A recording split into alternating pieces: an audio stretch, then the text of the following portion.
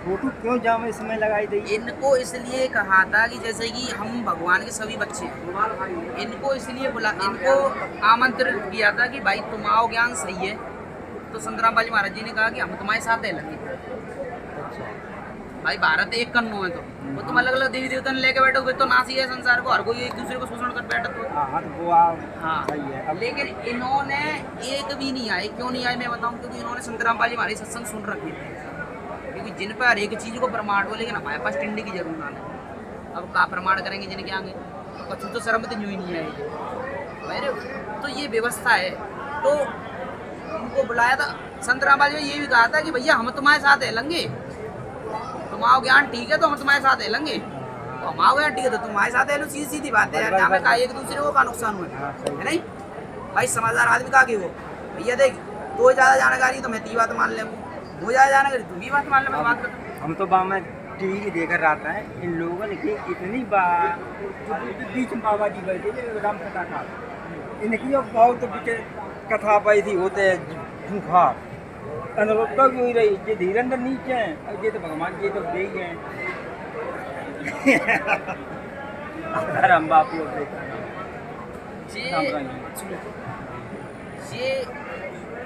ये भगवान के लिए निकले क्या, ये भगवान के लिए निकले, लेकिन इनको ज्ञान नहीं था। तो इन्होंने क्या सोचा, भगवान भगवान कुछ नहीं है, अब इनका शोषण करना स्टार्ट कर दो इंसान क्या। ये काम किया है समझ रहे हो। और ये हम जैसे लोगों की लाइफ से खेल रहे हैं। तो भक्ति इनके पास है नहीं। और ये मानव जीवन एक ही जीवन होता है जिसमें हमारा मोक्ष हो सकता है। और इनसे बेचारे ग्रसित होकर लोग यहाँ आकर पता क्या बनते हैं, वकील बनते हैं। तो हमें ये बताइए, हमें वो बताइए, हमें ये कहाँ लिखा है, वो कहाँ लिखा है, तो उनको बताया भी जाता है। तो उनकी थोड़ी ये होती है कि हाँ भाई यहाँ पर सारी व्यवस्थाएं। और तुम हमारे संगी है, हमारा भतीजा है, पढ़ा लिखा है, सब बात है, बात तैयार कर लो सब बात। हमें इतने ही करने तो इतिहास की हमें बात देखनी है, तो हम तो गिराव दिए चलो निकले कहा मैंने बहानों बनाए लो कि हमारे टहलने लगे हैं जू लगे हैं, हम तो जय नहीं। तो अब चल हम पहली बार चल रहे थे, चल अब जे है पुराने, तो इनके जरिया से हम लोग आए हैं। एक दिन घटत ये तो बहुत घटी रहो, अब मौका दूसरा चांस नहीं दे, गुरु मंत्र लाई के इनसे जाओ। एक दिन घटी रहो तो बहुत घटी रहो।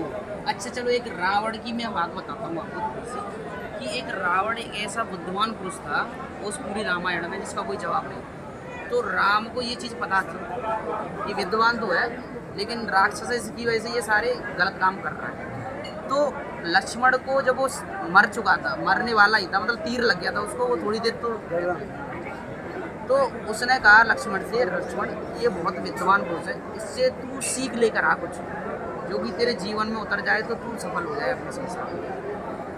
तो लक्ष्मण गया तो प्रणाम किया, तो प्रश्न किया कि महाराज जी मुझे ऐसी कोई सुविधा बताओ जिससे कि मैं अपने मानव जीवन में सफलता प्राप्त कर सकूं।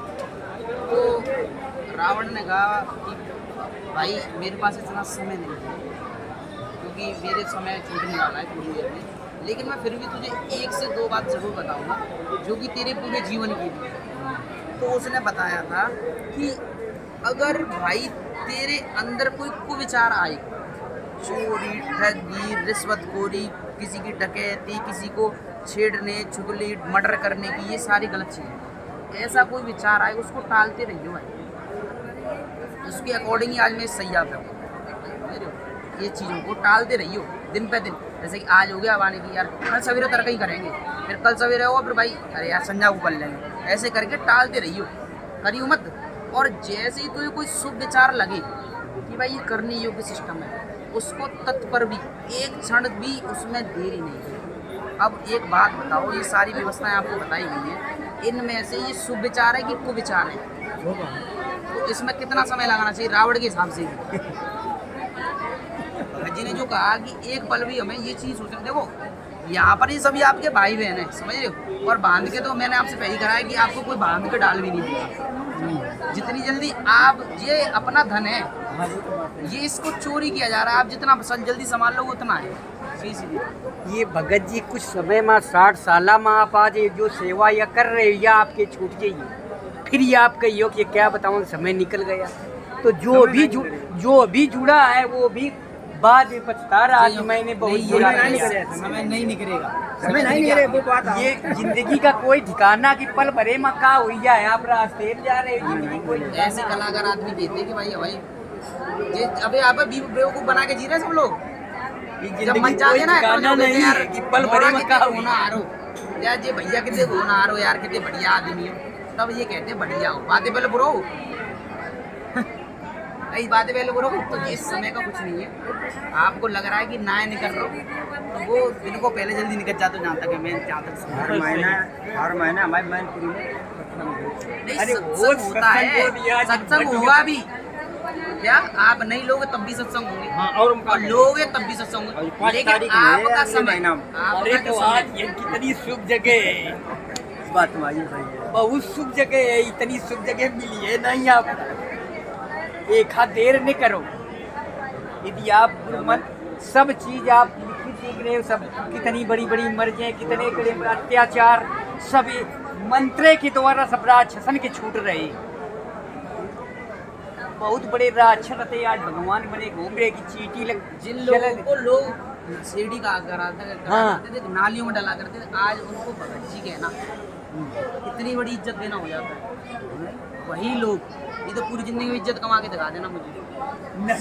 नशा सब छूट गई, इतनी इलाज करा के नशा नहीं छूटी, मर्जे इलाज करा के मरी गए, लेकिन इलाज मर्जे नहीं सही थी। गुरु जी की शरण में मर्जे और ये नशाएं सारे माल चले जाते। सतगुरुदेव की जय।